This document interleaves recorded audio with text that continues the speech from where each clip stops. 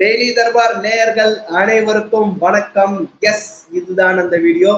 பல வீடியோவா நாங்க அப்லோட் பண்ண இந்த ஒரு பர்டிகுலர் வீடியோ எப்போ வரும் அப்படின்னு தான் கமெண்ட் செக்ஷன் நிரம்பி வழிந்தது அப்படின்னு சொல்லலாம். ஸோ நாங்க ப்ரீ எலெக்ஷன் அனாலிசிஸ் போட்ட போதே இந்த வீடியோவுக்கான எதிர்பார்ப்பு அப்படின்றது ரொம்ப அதிகமா இருந்துச்சு. ஒரு சாதாரண யூடியூப் சேனல்லையே இந்த ஒரு தொகுதிக்கான எதிர்பார்ப்பு இவ்வளவு அதிகமா இருக்கும்போது நிச்சயமாக தமிழகம் முழுக்க இந்த ஒரு தொகுதியை தான் எதிர்பார்த்து காத்து கொண்டிருக்கிறார்கள் அப்படின்னு நம்மளால புரிஞ்சுக்க முடியுது. தமிழகம் மட்டுமல்ல, இது இந்தியா முழுவதும் எதிர்பார்க்கப்படும் ஒரு தொகுதியாக இருக்கிறது. நிச்சயமாக நம்மளால சொல்ல முடியும். காரணம் என்னன்னா, தமிழகத்தின் 40 தொகுதிகளுக்கான சர்வே நம்ம முடிச்சதுக்கு அப்புறம் ஆல் இந்தியா சர்வே ஒன்று பண்ணுவோம். இந்தியா முழுக்க பல்வேறு மாநிலங்களில் போய் பிசிக்கலாக பிரசன்ட் ஆகி மக்கள் கிட்ட கருத்து கேட்டு பண்ண சர்வேகள் தான் அது. அந்த வகையில மக்களே நம்ம பல வெளி மாநிலங்களுக்கு போகும்போது பொதுவாகவே தமிழ்நாட்டிலிருந்து வந்தோம் அப்படின்னு சொன்னா பொதுவாக முதல்ல அவங்க கேட்கிற முதல் கொஸ்டின் ரஜினிகாந்த் கா காவ் ஹே கியா அப்படின்னு கேட்பாங்க. அதாவது நீங்க ரஜினியோட ஊர்ல இருந்து வந்திருக்கீங்கன்னு கேட்பாங்க. அந்த அளவுக்கு தமிழ்நாடும் ரஜினியும் பிரிக்க முடியாது அப்படின்றது ஒரு திங்கிங்காக வட இந்திய மக்களுக்கு இருந்தது. நம்ம இந்த வாட்டி பல ஊர்களுக்கு போனும்போது, கிராமங்களுக்கு போனும்போதும் அந்த கேள்வி அப்படின்றது வந்து கொண்டே இருந்தது.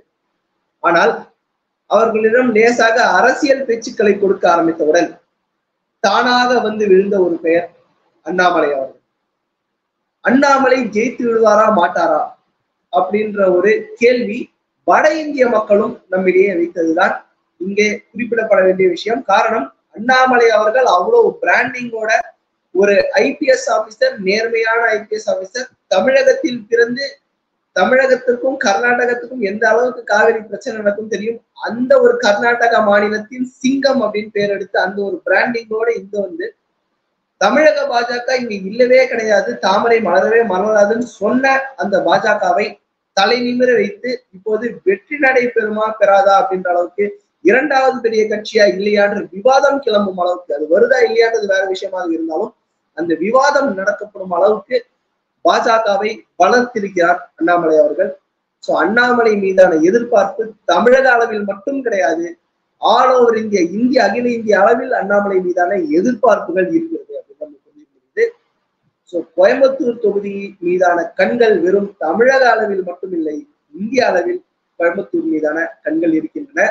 சோ அண்ணாமலை அவர்கள் ஜெயிப்பாரா மாட்டாரா அப்படின்ற இந்த அனாலிசிஸ்ல பார்த்தோம்னா, அண்ணாமலை அவர்கள் போட்டியிடுவதற்கான காரணமே பாத்தீங்கன்னா, தமிழகத்துல பாஜகவிற்கு ஒரு மிகப்பெரிய என்ட்ரி கொடுத்தே ஆக வேண்டும் அப்படின்னு தலைமை முடிவு செஞ்சிருக்கிறத நம்மளால புரிஞ்சு கொள்ள முடியும். எல்லா விதமான மேக்சிமம் பாசிபிள் பிரம்மாஸ்திரத்தையும் இறக்கிவிட வேண்டும் அப்படின்னு தான் அவங்க பார்த்திருக்காங்க. அண்ணாமலை அவர்கள் போட்டியிடுவார் அப்படின்ற ஒரு நியூஸ் சர்க்குலேட் ஆன உடனே அந்த பிரம்மாஸ்திரத்தை வீழ்த்தி விட்டால் பாஜகவை இனிமேல் எழ வைக்கவே முடியாது அப்படின்னு டிசைட் பண்ணி திமுக கணபதி ராஜ்குமார் அவர்களை களமிறக்கியது. கணபதி ராஜ்குமார் அவர்கள் அதிமுக சார்பாகவே ஏற்கனவே மேயராக இருந்தவர். ஆனால் பொதுவாகவே சிபிஐ போன்ற கம்யூனிஸ்ட் கூட்டணி கட்சிகளுக்கு தான் கோயம்புத்தூரை வழங்கி வந்தது திமுக. இந்த முறை பாஜகவின் பிரம்மாஸ்திரத்தை நாங்கள் தான் வீழ்த்தியாக வேண்டும், கூட்டணி கட்சி தேவையில்லை, எந்த விதமான ரிஸ்கையும் நாம எடுக்கக்கூடாதுன்னு முடிவு பண்ணி திமுக நேரடியாக களமிறங்கியது. சோ அப்பவே இது திமுக வெர்சஸ் பாஜகவாக தான் இருக்க போகிறது அப்படின்னு எல்லாருமே நினைச்சாங்க. ஆனா சடனா இந்த இடத்துல யாருமே எதிர்பார்க்காத வண்ணம் குதித்தது அதிமுக. கிட்டத்தட்ட அண்ணாமலை போலவே படித்தவர், ஐஐஎம்மில் படித்தவர், இந்த ஒரு சாதாரண குடும்பத்துல இருந்து வந்த அப்படின்ற மாதிரி இல்லாம அவருக்கு நிகராக ஆல்ரெடி வெல் செட்டில்ட் ஒரு அரசியல் பின்புலம் கொண்ட பேக்ரவுண்ட்ல இருந்து வந்திருக்காரு. கிட்டத்தட்ட அண்ணாமலை மீதான என்னென்ன சாதனைகள்லாம் சொல்றீங்களோ ஐபிஎஸ்ன்றதை தவிர ஒரு பெரிய பிராண்டிங்கோட சிங்கை ராமச்சந்திரன் அவர்களை களமிறக்கினார்கள் அதிமுகவினர். சோ இது ஒரு மும்முனை போட்டியாக ஆகிவிட்டது. அது திமுக வெர்சஸ் பாஜக இருக்க வேண்டிய அந்த போட்டி சிங்கை ராமச்சந்திரன் அவங்க பிராண்டிங்கோட இறங்கினதுக்கு அப்புறம் அது மும்முனை போட்டியாக மாறிவிட்டது. அண்ட் எஸ்பி வேலுமணி அவர்களுடைய தாக்கம் இந்த கோயம்புத்தூர் தொகுதியில் எந்த அளவுக்கு இருக்க போகிறது அப்படின்றதுதான் டாக் ஆஃப் த டவுனாக இருந்தது. அந்த வகையில் அண்ணாமலை அவர்கள் தேர்தல் நடக்கும் அன்றே ஒரு மிகப்பெரிய குற்றச்சாட்டை வைத்தார். அதாவது கிட்டத்தட்ட 1 லட்சம் வாக்குகள், அதுவும் பாஜகவிற்கு ஆதரவாக வர வேண்டிய வாக்குகள் காணாமல் போய்விட்டது அப்படின்ற ஒரு குற்றச்சாட்டை அண்ணாமலை அவர்கள் வைத்தார். இது பாஜகவிற்கு ஒரு மிகப்பெரிய பின்னடைவு என்பதை நாம் ஏற்றுக்கொண்டுதான் ஆக வேண்டும். காரணம், ஒவ்வொரு வாக்குமே முக்கியம் அப்படின்றதுதான் எலெக்ஷன். அந்த நேரத்தில் தங்களுக்கு ஆதரவாக மட்டுமே இருக்கக்கூடிய 1,00,000 வாக்குகள் காணாம போயிடுச்சு அப்படின்னு அண்ணாமலை அவர்கள் சொல்றதை சாதாரணமாக நம்மால் கடந்து போக முடியவில்லை.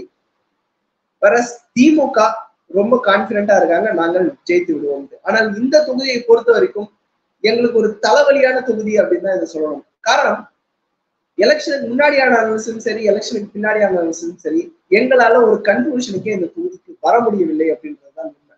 உண்மையிலேயே நாங்க சொல்ற மாதிரி இது ஒரு தலைவலியான தொகுதியாக தான் அனலிஸ்டுகளுக்கு அமைந்தது. இங்க 8 விதமான ரிசல்ட்டும் பாசிபிள் தான் சொல்றோம்.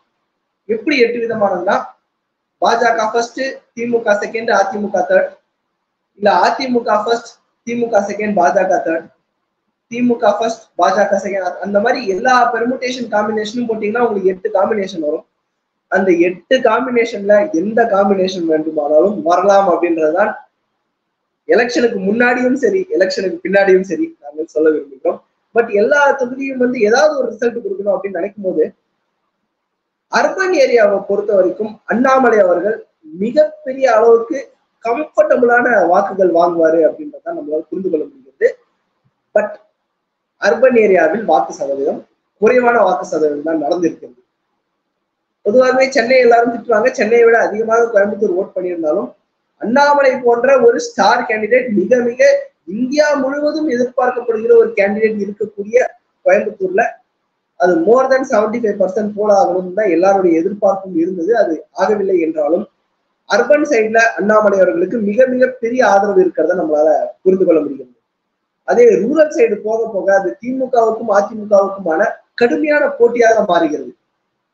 எந்த அளவுக்குன்னா அங்க எஸ்பி வேலுமணி அவர்களுடைய தாக்கமும் இருக்கிறது, ஆளும் கட்சி என்ற பலம் திமுகவிற்கு இருக்கிறது. இதெல்லாம் வைத்து பார்க்கும்போது திமுகவா அதிமுகவா என்கிற ரேசில் திமுக நிச்சயமாக முந்துகிறதுன்னு தான் சொல்லணும். ஸோ நம்மளுடைய கணிப்புப்படி அதிமுக இந்த தொகுதியில் 3வது இடம் செல்வதற்கான வாய்ப்பு தான் இருக்கிறது. சிங்கே ராமச்சந்திரன் அவர்கள் 3வது இடம் செல்வதற்கான வாய்ப்புகள் இருக்கிறது.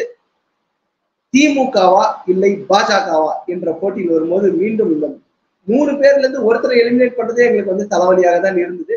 அவங்களை எலிமினேட் பண்ணதுக்கு அப்புறம் அது இன்னும் மிகப்பெரிய தலைவலியாக தான் இருந்தது. திமுகவா இல்லை பாஜகவா என்று பார்க்கும்போது பாஜக லேசான ஒரு முன்னிலையை பெறுகிறது நம்மால் புரிந்து கொள்ள முடிகிறது. இதற்கு காரணம், பாரத பிரதமர் நரேந்திர மோடி அவர்களே தான் மீண்டும் பிரதமராக தொடரப் போகிறார் என்ற நம்பிக்கை கோயம்புத்தூர் மக்களிடையே இருக்கிறது.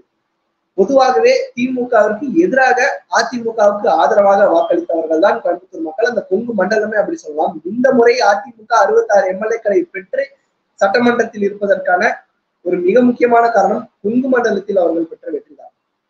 சோ அந்த வகையில் நேச்சுரலாவே திமுகவுக்கு எதிரான மனநிலை கொண்ட கொங்கு மக்கள் பிளஸ் பாஜகவும் அங்கே கூட்டணி உதவியோடு எம்பிக்களையும் எம்எல்ஏக்களையும் கொங்கு மண்டலத்திலிருந்து பெற்றிருக்கிறது. அதே கோயம்புத்தூர் தொகுதியிலிருந்து பெற்றிருக்கிறது. சோ அப்படி பார்க்கும்போது பாஜகவும் அங்கே ஏற்கனவே பரிச்சயமான ஒரு கட்சி தான்.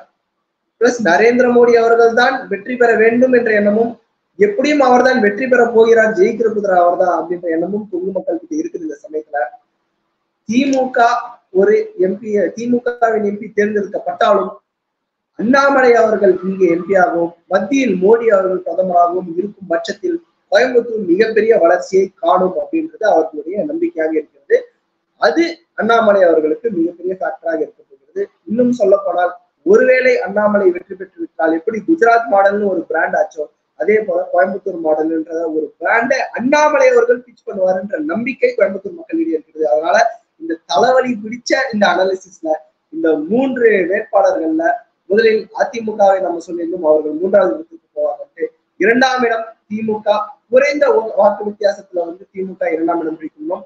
ஒரு கம்ஃபர்டபுளான வெற்றி இல்லை என்றாலும் இவ்வளவு டைட் கண்டெஸ்ட்ல, இவ்வளவு மும்முனை போட்டியில இவ்வளவு க்ளோஸா போற ஒரு பினிஷ்ல அண்ணாமலை அவர்கள் அந்த பினிஷ் லைனை தாண்டுவார் அப்படின்றதுதான் நம்மளுடைய அனாலிசிஸாக இருக்கிறது.